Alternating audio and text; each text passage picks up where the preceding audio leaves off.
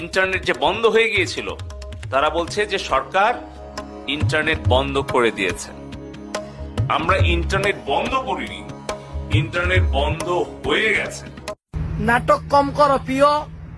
सारी उम्र में तो तेज बड़ी